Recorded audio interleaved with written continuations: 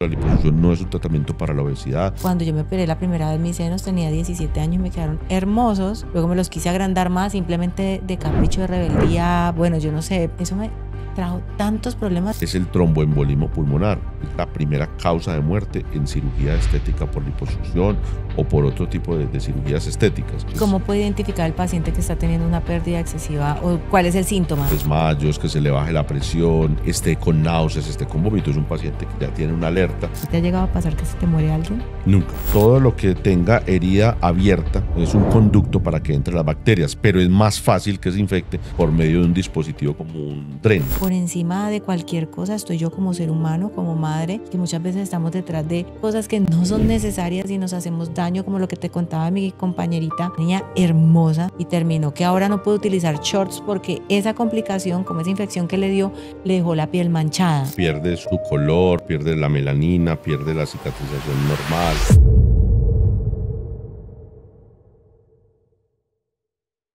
Hola mi gente linda, ¿cómo están? Bienvenidos a un nuevo capítulo de este podcast Opérate conmigo, con Angelita Era, y estamos hoy nuevamente con mi doctor Rusi. ¿Cómo estás? Bien, Angelita, ¿y tú cómo estás? Excelente y feliz de tenerte nuevamente aquí. Quiero que entiendan que esto ya va a ser común.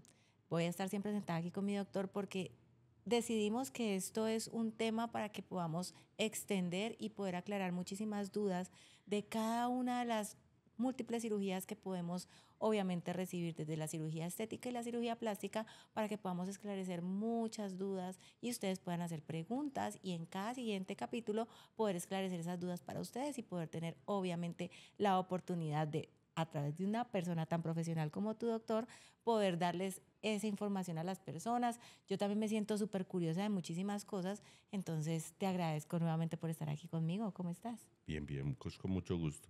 Bueno, imagínense que del capítulo pasado donde estábamos hablando de los injertos de grasa, mi doctor hizo como un hincapié sobre el tema de las liposucciones, de que cuando pasaban los canulazos podía llegar a suceder que quedaran marcas, unos estilos de huecos, vacíos, ¿cierto?, en la piel, y que tú podías obviamente quitar esos vacíos gracias a la grasa que pudieras injertar en esa zona. A mí me gustaría que hablemos del tema de las liposucciones porque es una cirugía que todas las mujeres queremos tener en algún punto de nuestras vidas, después de los hijos, por mala alimentación, por lo que sea.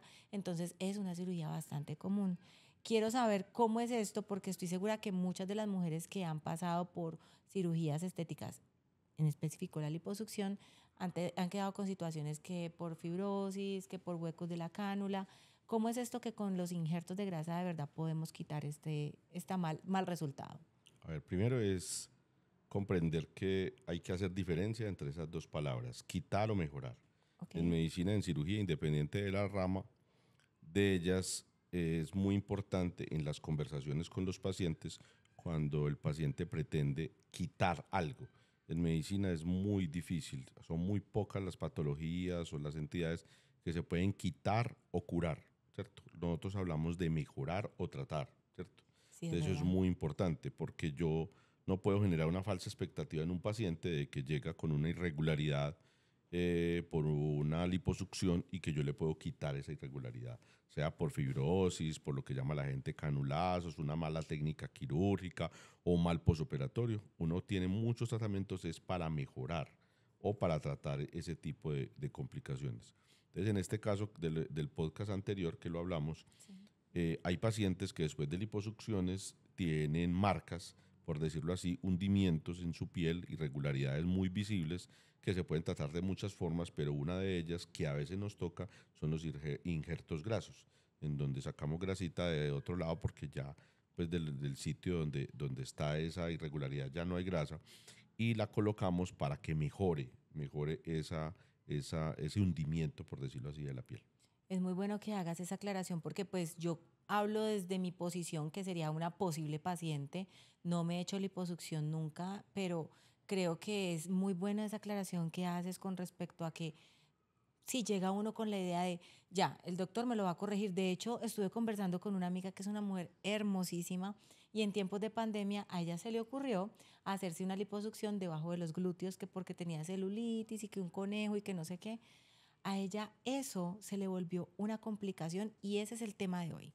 No solamente de los injertos de grasa que pueden corregir los canulazos o mejorarlos, gracias por la aclaración, sino de cuántas complicaciones no se presentan en estas cirugías y es súper importante que podamos tener la claridad y hoy el doctor nos va a ayudar con esto de ir punto a punto, desde la más simple hasta la más complicada que puede ser una posible muerte, cómo podemos reducir estos riesgos y obviamente qué debe hacer cada persona en cada momento o en cada punto en el que se encuentre su recuperación para que evite llegar a la más maluca las consecuencias.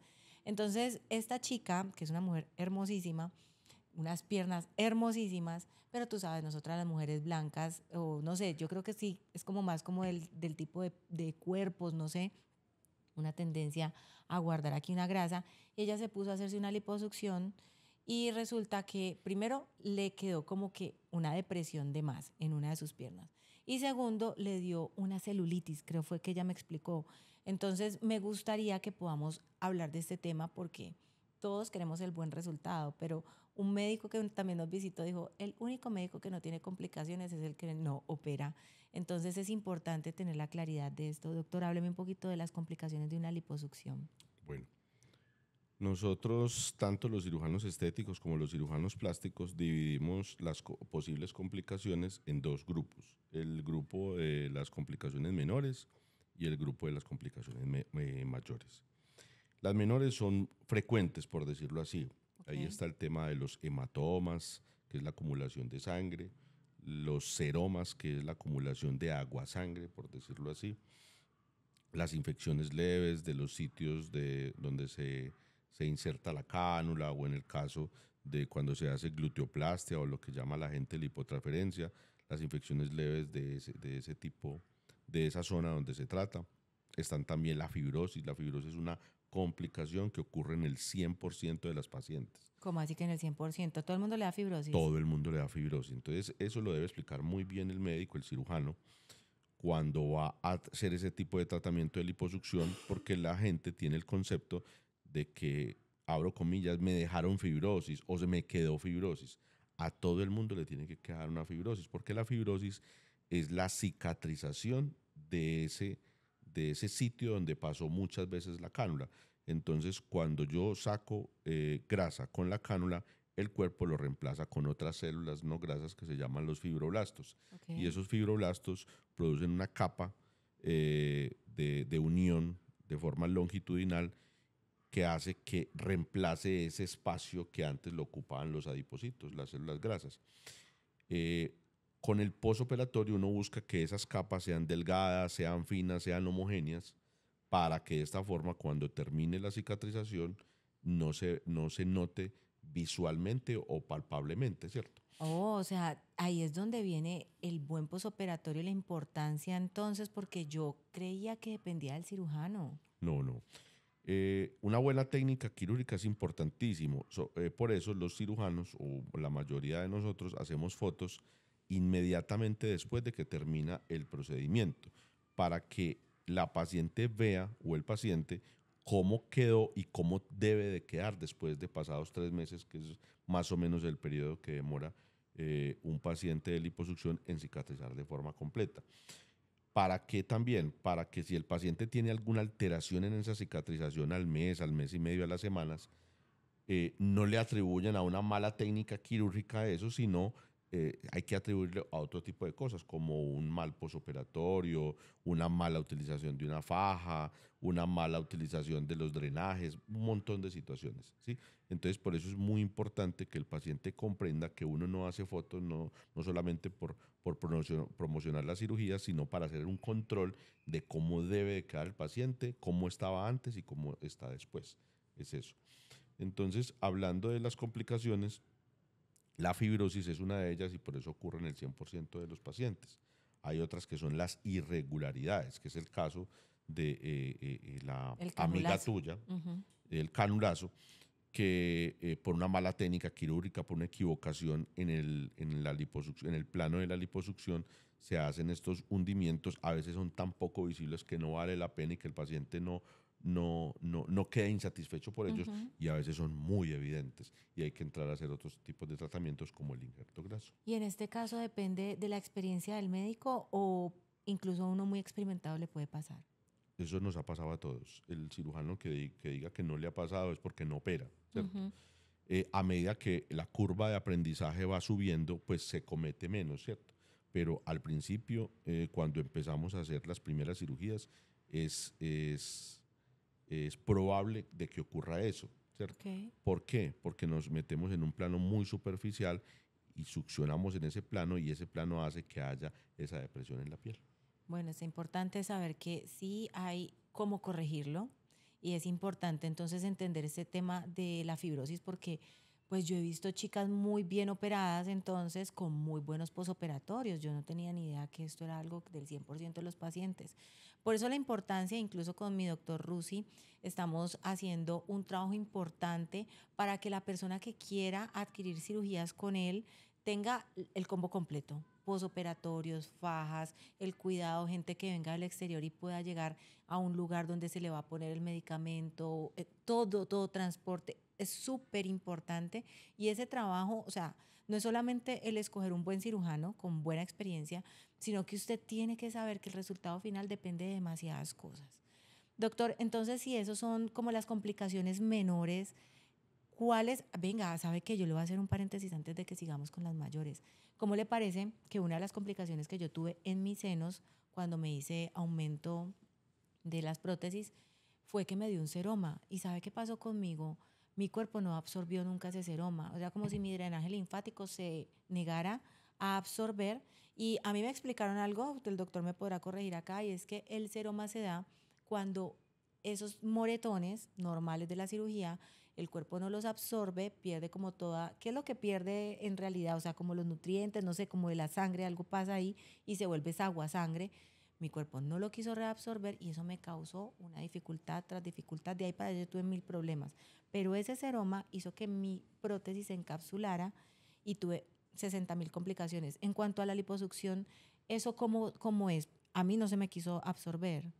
Qué buena esa pregunta, Angelita. A ver, una de las razones por las cuales la fibrosis normal se altera es cuando no salen todos los líquidos. Entonces, hay dos tipos de escuela en cirugía. Los cirujanos que dejan drenajes, que dejan drenes, donde garantiza que la mayor parte de esos líquidos que se producen día a día después de una cirugía salgan por un tubito a un reservorio, ¿cierto? Ok. Y los cirujanos que no dejamos drenes en ese tipo de cirugía, estamos hablando de liposucciones.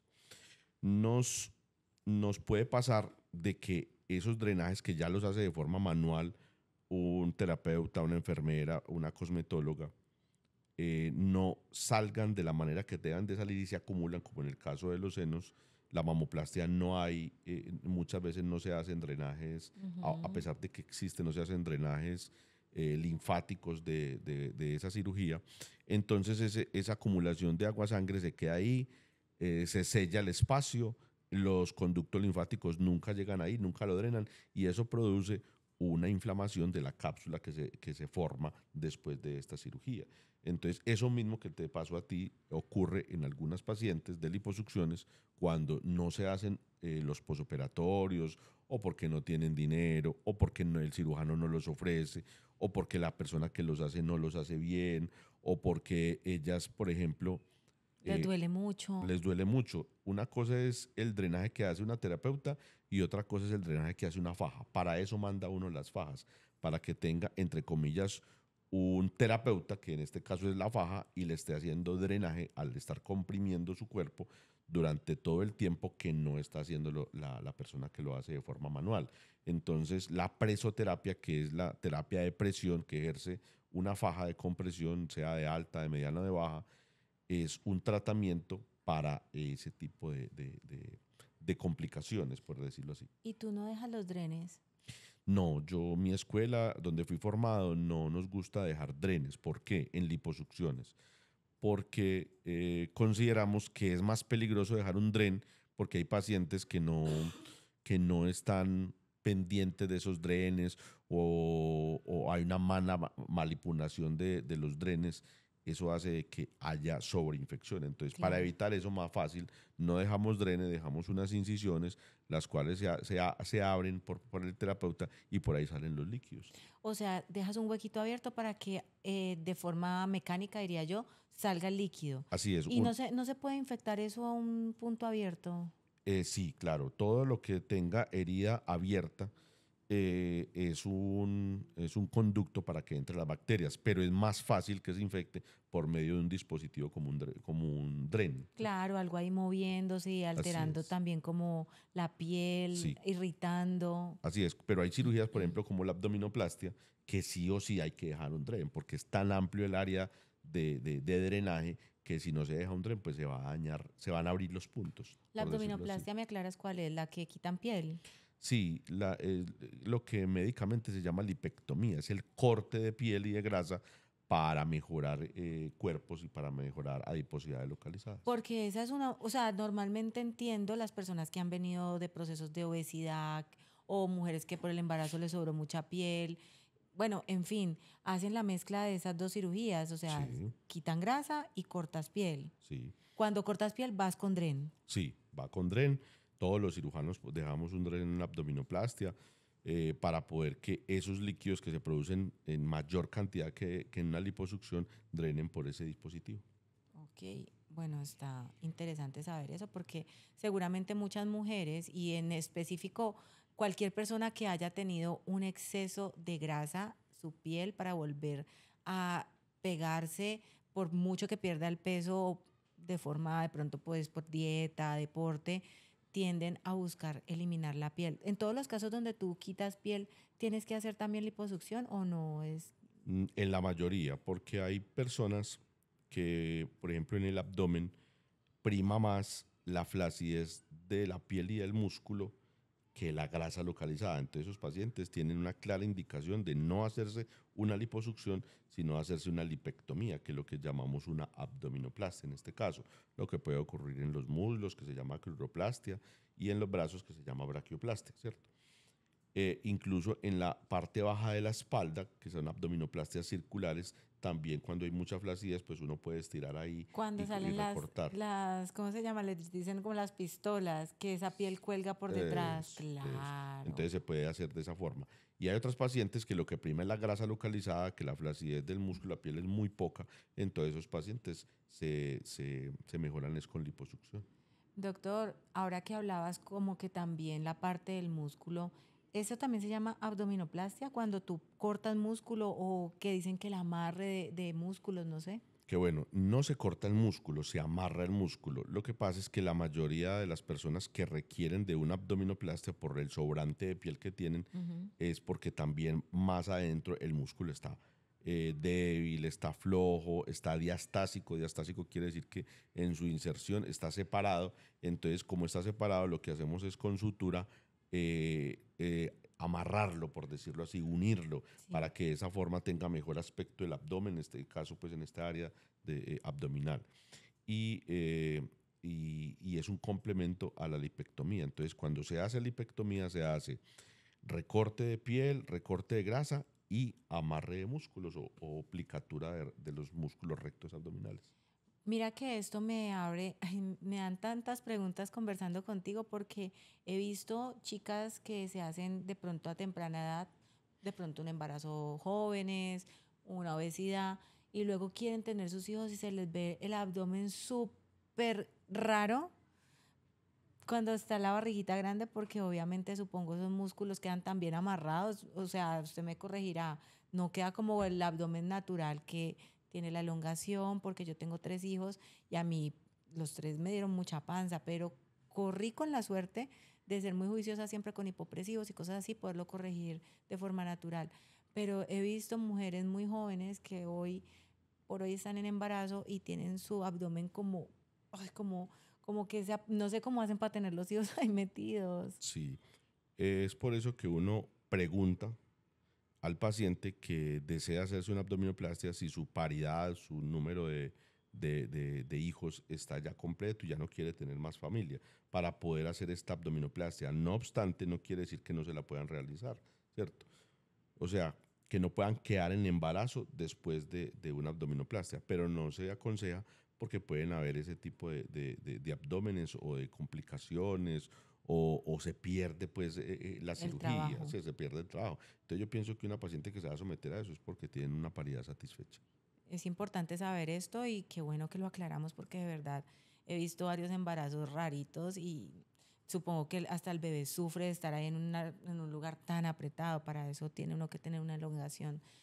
Vamos entonces, salimos ya como de las complicaciones sencillas o hay algo más que podamos ahondar ahí para aclararle a la gente. Sí, dentro de las complicaciones menores antes de pasar a las mayores también existen las quemaduras, sea por fricción de la cánula por dentro o sea porque la piel queda tan delicada que por fuera la fricción de una prenda, la fricción de una media de gradiente, la fricción de una faja produzca una quemadura.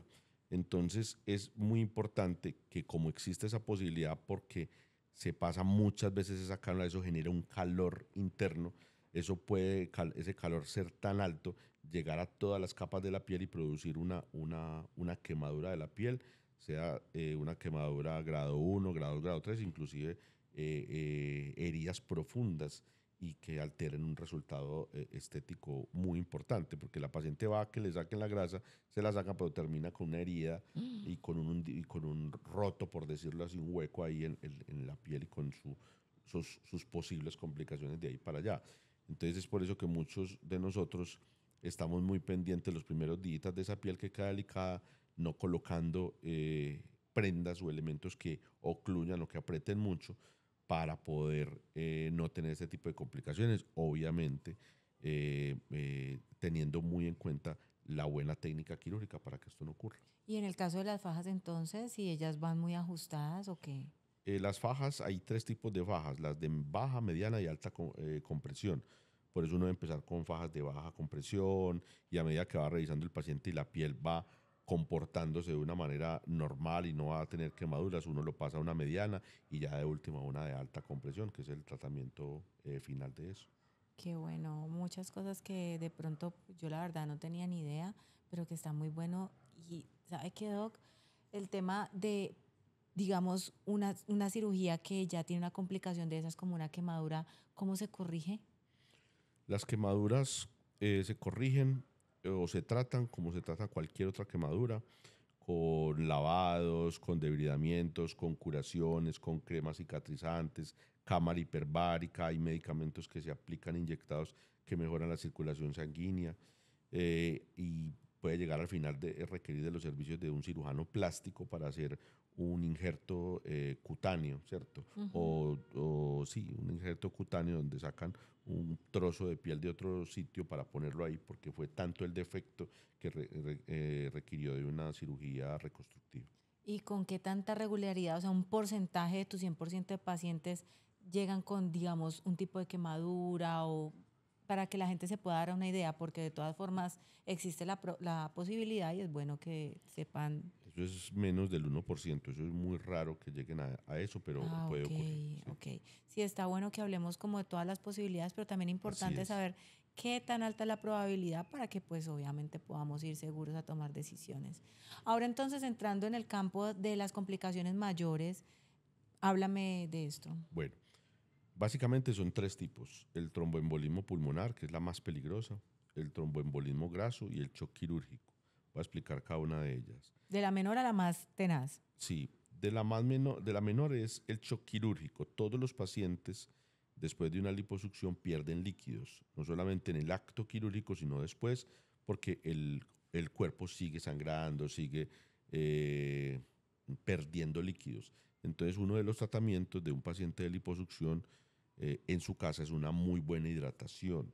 La mayoría de las veces es de forma oral, pero a veces requieren de tratamientos venosos, sea por hospitalizaciones en casa o por hospitalizaciones intramurales, ¿cierto? Eh, Algunos de estos pacientes no se tratan de una muy buena forma y terminan bajándose la presión y requiriendo de un servicio de urgencias para poder reponer ese líquido que se ha perdido, sea con suero o inclusive cuando pierden mucha sangre con transfusiones sanguíneas. Ok. Entonces, si el paciente no recibe un tratamiento oportuno, puede terminar en una muerte por un shock debido a falta de líquido, o de líquido, suero por decirlo así, o de sangre. ¿Y Entonces, cómo puede identificar el paciente que está teniendo una pérdida excesiva o cuál es el síntoma de decir, oh, tengo que lo irme de primero es urgencias? la sed. El organismo es muy sabio y va a tener sed constante. Lo segundo, un paciente que esté en la casa después de operado y varias veces tenga pérdidas del tono postural, lo que llamamos desmayos, que se le baje la presión, que esté con náuseas, esté con vómitos. Es un paciente que ya tiene una alerta para él y para el grupo de cirujanos, de las personas que lo atendieron, para que hagan un tratamiento para este tipo de paciente.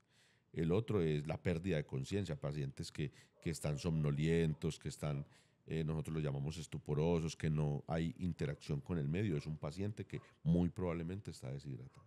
Entonces, esa es la complicación mayor, como por decirlo, la más leve, ¿cierto? Okay. Existe el tromboembolismo graso, que eso ocurre en las lipotransferencias. Una mala técnica quirúrgica o una variante anatómica en el individuo puede hacer de que cuando el cirujano pone la cánula en el sitio donde va a implantar la grasa, esa grasa se meta por una de las venas y suba a los pulmones y produzca un infarto Ay, pulmonar por una gota de grasa. Eso ha ocurrido, eso puede ocurrir, es dentro de las posibilidades.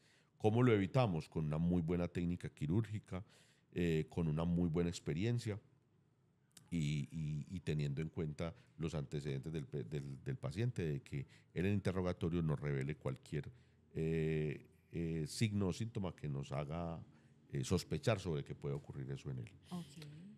Y la tercera, que es la más frecuente y la que más produce daños en el paciente, incluso la muerte, es el tromboembolismo pulmonar. Es la primera causa de muerte en cirugía estética por liposucción o por otro tipo de cirugías estéticas.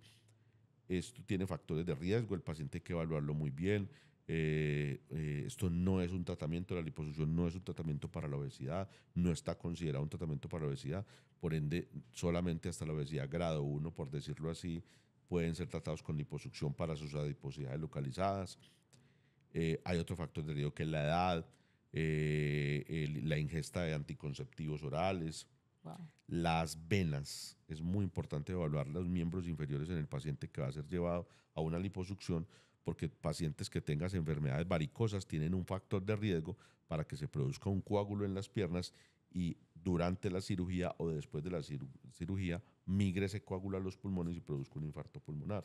Entonces, para este tipo de pacientes es muy importante evaluarlo y existe tratamiento para las enfermedades de las varices, que es un tratamiento de medicina estética, de flebología, que se llama la escleroterapia, que es, Claro. que lo utilizamos mucho para los pacientes con enfermedades varicosas.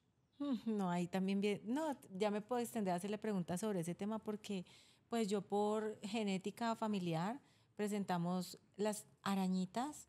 Yo no sufro así pues como una vena, nada, sino, pero sí me he visto como arañitas y cosas y uno a veces se quiere hacer esos tratamientos, pero como hay un poco de controversia, que esto me queda muy chévere para que abramos este tema para el siguiente capítulo, con el tema de las venas, la circulación y todo este asunto, porque pues es que uno muchas veces por hacer un bien se hace un mal. Entonces sí es importante pues como que podamos siempre tomar buenas decisiones y que sepamos que hay muchas opciones para poder ir corrigiendo una cosa a la vez. Doctor, este caso de un, ¿cómo me dice que se llama? Que cuando tienes trombo y va al Tromboembolismo pulmonar. tromboembolismo pulmonar. Así es.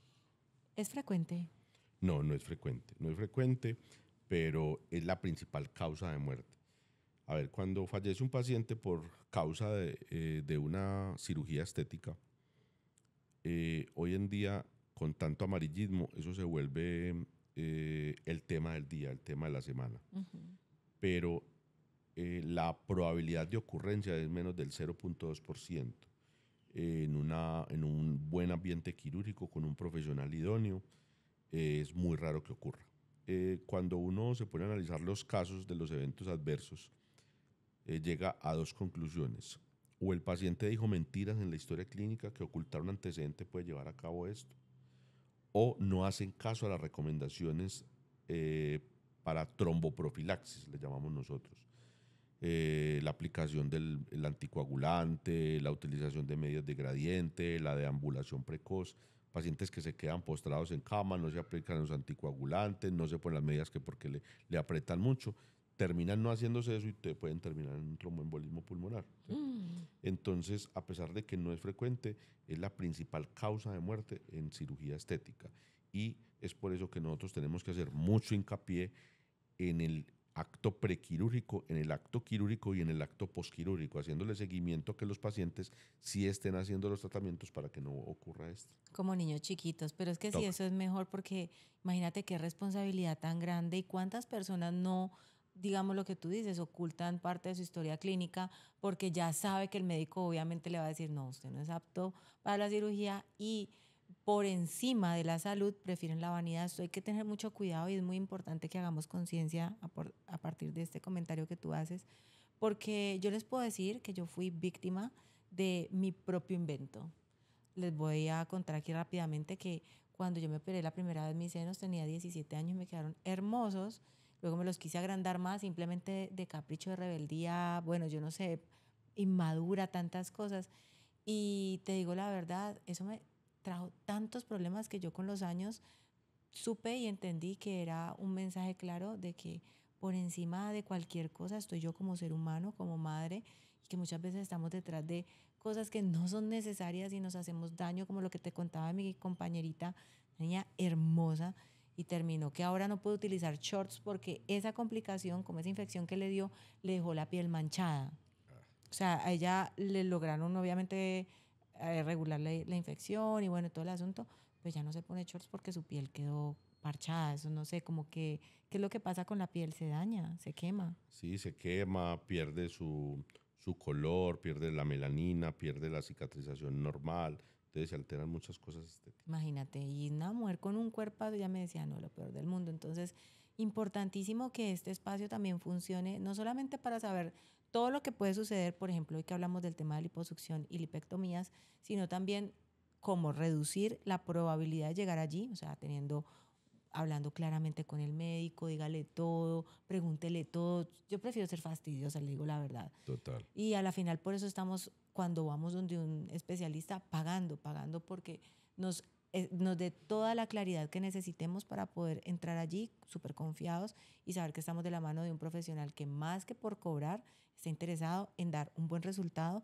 y que obviamente el buen resultado mío o de la persona que esté yendo a tu consulta va a traerle a él siguientes y siguientes y siguientes pacientes detrás de un buen resultado. Entonces, es importante tener esto como conciencia y, doctor, venga, ahorita con el tema de las complicaciones que tú decías, pues que no es tan frecuente, ¿a ti te ha llegado a pasar que se te muere alguien? Nunca, absolutamente. Voy a cumplir 19 años de estar en este tema y nunca.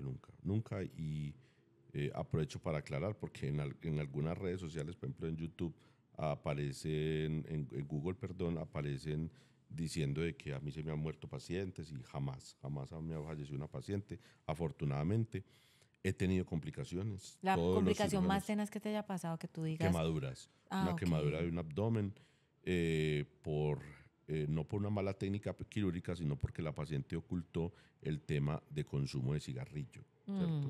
Y el consumir cigarrillo hace que haya disminución en la vascularización sanguínea.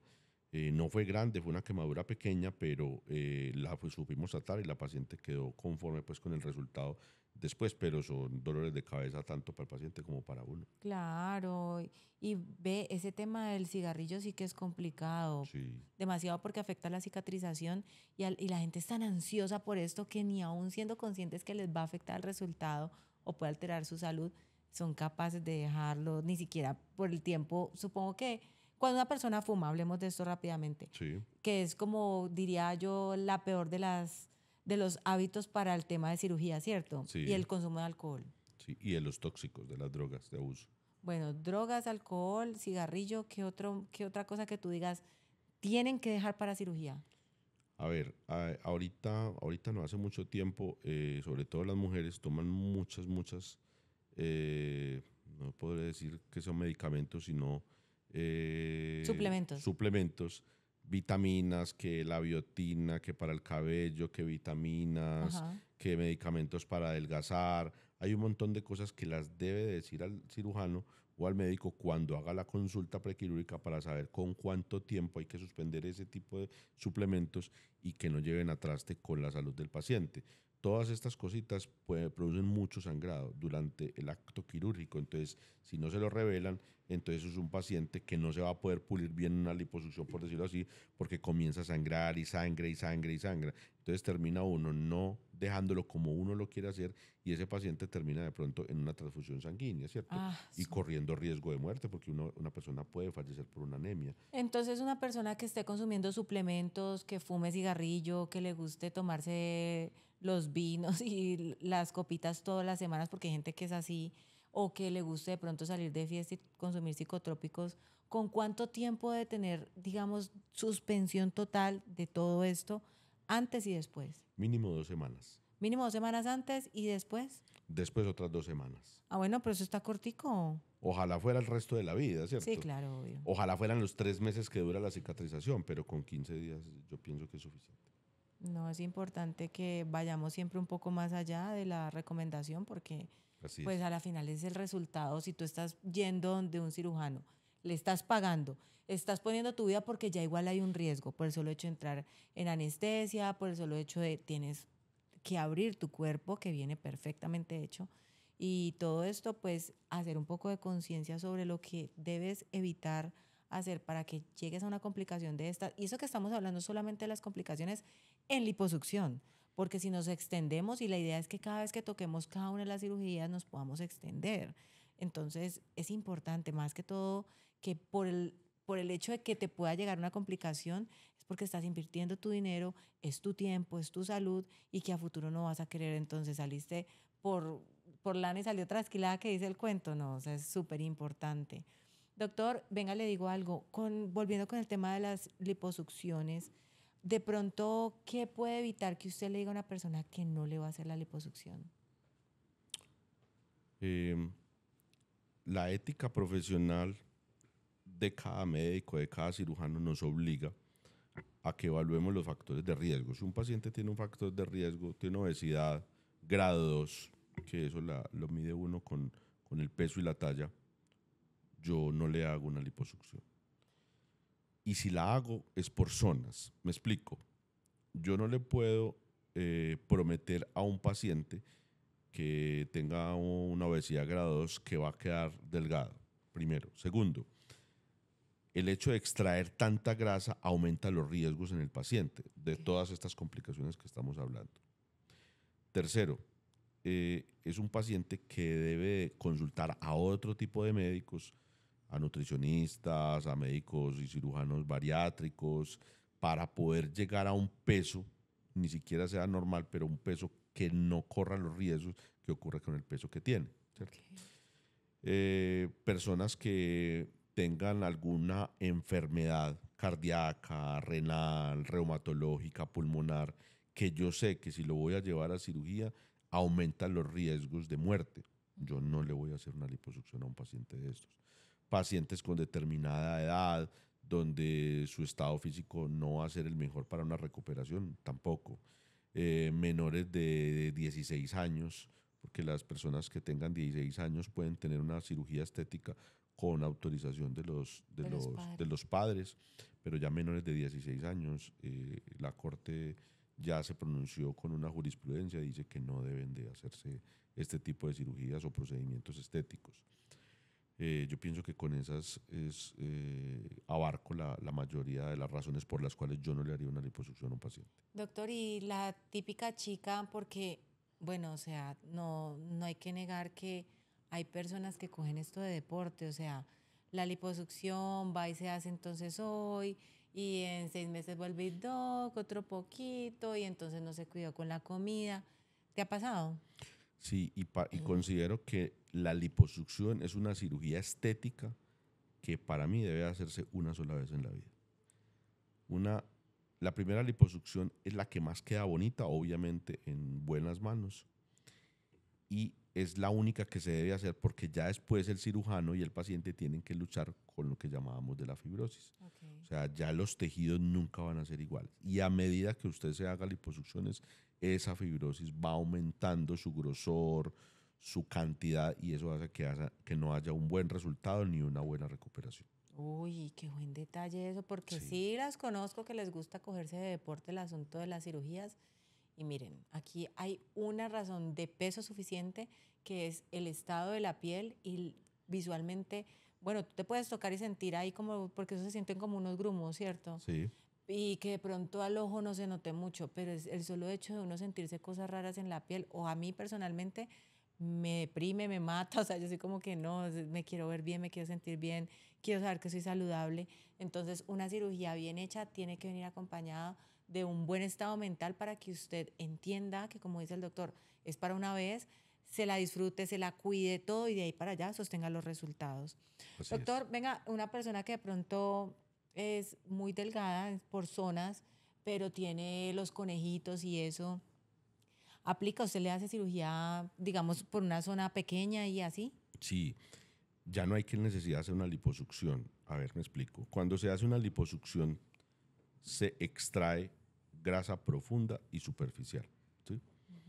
Pero cuando hay una niña delgada que tiene una adiposidad localizada en Los el abdomen conejitos, inferior, ajá. uno lo que hace es reducciones del tejido adiposo con extracciones de grasa.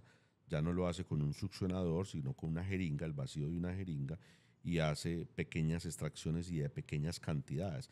Entonces ya no requiere de un montón de preparaciones, exámenes de laboratorio, no requiere de un quirófano, sino que se puede hacer en un consultorio, porque la manipulación que voy a hacer es de pequeñas cantidades de tejido graso y fuera de eso el paciente se le va es a extraer con una jeringa, ¿sí? Ah, Entonces no necesito de un súper. equipo de liposucción, no necesito de un instrumental quirúrgico grande, sino de pequeñas microcánulas, obviamente con todas las normas de asepsia y antisepsia, en un consultorio habilitado, en una sala de procedimientos con anestesia solamente local, se pueden hacer pequeñas extracciones de grasa. Uy, qué buen dato eso, porque de verdad, pues hay chicas que son delgadas, pero digamos que la tal grasita está aquí abajo que yo sé que afecta a una Así gran es. cantidad de mujeres, o el mal llamado conejo, o aquí en esta zonita, y yo digo pues que hay gente que esa es una opción muy fácil. Y la recuperación también es complicado, es así también La sencilla. recuperación es más sencilla y ahorita quiero como hacer un énfasis en algo. Lo que llama el mal llamado suave brisa. Entonces la gente confunde que las pequeñas extracciones, ahorita hay un término que se está teniendo en cuenta a nivel mundial, que es una sigla de MELA, MELA, mini extracción lipídica ambulatoria. Son extracciones de grasa con jeringa, se debe hacer con jeringa porque si usted está utilizando un liposuctor con grandes cantidades, es una cirugía estética y una cirugía plástica Ok. que se debe hacer con todo lo que nosotros hemos explicado. Pero si son pequeñas extracciones o un lipoma, se pueden hacer en consultorio. Entonces la gente le dicen, lo que pasa, doctor, es que yo quiero una suave brisa, pero de todo el cuerpo. Entonces la gente está equivocada porque si es una liposucción de todo el cuerpo, es una liposucción, ¿cierto? No Ok. es una pequeña extracción de grasa. Y en ese procedimiento, Mela, digamos, puede ser que te suceda que llega una paciente, es que tengo grasita en el brazo atrás, tengo grasita en la tengo grasita, y sean poquitas cantidades. ¿Ahí puedes aplicar un Mela o definitivamente te prefieres ir de quirófano? Sí, si son pequeñas cantidades y el paciente no tiene altas expectativas estéticas, yo hago este tipo de procedimientos de pequeñas extracciones de grasa. Vuelvo y repito, son pequeñas extracciones porque no saco toda la grasa, sino solamente la superficial, lo poquito que haya, como para que disminuya un poquitico, pero va a seguir la adiposidad. Ya si el paciente quiere sacarla toda es por medio de una liposucción. Entonces, máximo se deben hacer 2 zonas. ¿A qué llamamos zonas? El abdomen completo es una zona. Los laterales completos es otra zona, la espalda completa es otra zona. Entonces, no más de 2 zonas y no más de 500 centímetros cúbicos en totalidad, porque si yo ya saco más, yo estoy convirtiendo en una liposucción y los entes reguladores ya exigen que esa manipulación tan grande de tejido se haga en un quirófano con un cirujano plástico, un cirujano estético. Uy, pero bacanísimo todo eso, porque mira Así que es. yo creo que la gran mayoría no, o yo hablo pues desde mi ignorancia porque no he estado interesada nunca en una lipo, pero cuántas personas de pronto no tienen esta información que es bastante interesante. Si usted tiene algo poquitico por ahí por solucionar, ya sabe que lo puede hacer de una forma ambulatoria, fácil, sencilla, rápida, obviamente teniendo en cuenta todo lo que él nos está diciendo para que usted pueda corregir eso que de pronto le está por ahí estorbando una grasita que otra. O personas que tengan lipomas, que son tumores de grasa, son bolitas de grasa. Cuando van a una EPS, por obvias razones, los opera un cirujano general y hacen incisiones para una resección abierta. Este tipo de entidades, estos lipomas, se pueden extraer por medio de pequeñas extracciones de grasa con jeringa y con microcánula. Ah, No hay necesidad súper. de abrir un paciente, dejar una cicatriz, sino que podemos extraerlo por medio de esto. Wow, Sí, sí, claro. sí, sí, eso está súper interesante. Mucha gente sufre. Eso es que queda una bola debajo de la piel y la gente se la toca y se la Así mueve y que no es. sé qué. Y es una grasita que, miren, hay una solución bastante bonita para que no le vaya a dejar ahí una cicatriz la EPS. Así Doctor, es. he escuchado de que utilizan láser en las lipos y que, mira, estás hablando de las microcánulas y todo esto. ¿Qué tanta evolución ha tenido la liposucción en todo este tiempo? Porque pues tú vienes de 19 años de lipo, supongo has Sí. visto desde lo más básico y rudimentario a lo que hoy se está haciendo. ¿Ese láser qué? ¿Cómo es el asunto con el láser? Entonces, existe en la evolución de la liposucción, hoy en día existe una técnica quirúrgica que se llama lipólisis láser o lipoláser, donde se utiliza un láser, sea un láser frío o un láser caliente, para que eh, diluya la grasa, para que la ablande la grasa, para que mejore la adherencia de esa piel que queda flotando de nuevo a sus tejidos profundos. Y esto lo hacemos casi, yo creo que hoy en día lo hacemos casi todos los cirujanos estéticos y plásticos. Entonces es una liposucción con técnica de lipólisis láser. Entonces después de que pone uno la anestesia tumescente, uno pasa el láser o después de la liposucción para que esos tejidos retraigan, disminuye el sangrado, disminuye la inflamación, mejora la adherencia de la piel. Entonces ya los pacientes pues obvio saben muchas veces mucho más que muchos médicos y exigen eso en la consulta, entonces uno debe tener esa tecnología. ¿Tú la aplicas? Sí, señora. Súper bueno, pues Sí. sí, a la final, si a uno le están sacando grasa y uno que quiere que la piel pegue, Total, total, total. Y obvio. a pesar de que no se puede prometer un 100% de adherencia a la piel, pero mejora entre un 25 y un 35% de la adherencia a la piel. Bueno, es importante el Es muy importante, porcentaje, sí, sí, obviamente. sí. Doctor, esto me deja a mí con la posibilidad de que te vuelva a invitar porque yo quiero hablar en el siguiente capítulo y les dejo la invitación para que queden conectados con nosotros de qué hace una persona que es muy delgada. Y entonces hablábamos de las lipotransferencias, sacan la grasa y ponen glúteo en el abdomen. ¿Ves? Digo, sacan grasa, la ponen en el glúteo, sacan grasa, la ponen muchas veces en los senos, que ya nos has contado de esto y me parece Así es. novedoso. O para, bueno, otros casos. Quiero dejar abierta la conversación para que en nuestro siguiente podcast hablemos de esto. ¿Qué pasa con las personas que no tienen de pronto suficiente grasa o no están en la posición de me quiero engordar y quieren mejorar otras zonas para que podamos hablar de los diferentes tipos de implantes, doctor? Esto a mí me genera mucha duda y más porque, no sé, yo he visto glúteos que quedan como senos y eso me parece terrible. Sí. Entonces me gustaría que hablemos de esto, así que les voy a dejar aquí abierto para que por favor primero hagan más preguntas sobre las liposucciones y si surge algo importante lo podamos traer nuevamente a podcast. Y para que ustedes sepan que en nuestro siguiente podcast viene este tema y usted aproveche a preguntar, a contarnos su caso. ¿Quién quita, doctor? Y a mí me interesaría mucho poder también abrir la posibilidad de que podamos escoger personas a las que podamos ayudarles a mejorar de pronto malas praxis o ayudarles en el caso de que no tengan los medios, no tengan o conozcan la forma de poderse hacer una cirugía con un cirujano tan importante como es mi doctor Rusi y podamos tener aquí esa posibilidad abierta para todos ustedes. Así que ahí queda la invitación para que nos comenten, den like, compartan. Si tienen gente conocida que han pasado por liposucciones y necesitan correcciones, mejorías o está pensando en una liposucción, por favor, mándele este podcast para que pueda esclarecer dudas y podamos seguir teniendo aquí cada vez más y más contenido de valor importante para todos ustedes en nuestro capítulo Opérate conmigo con el doctor Rusi y Angelita Era. Doctor, muchas gracias, me encanta tenerte a ti aquí, de verdad. Es una persona que tu profesionalismo, tu forma de hablar, a mí personalmente me genera mucha confianza, tranquilidad y quiero que sepan que lo tienen a disposición de ustedes también para que si están interesados en venir a Medellín desde otra parte del mundo, sepa que tenemos a uno de los mejores y que estamos haciendo todo para que usted venga aquí con completa confianza y se opere junto a mi doctor Rusi. Muchas gracias, Angelita. Un besito, doctor. Lo mismo. Gracias. Gracias a ti. Chao, nos vemos.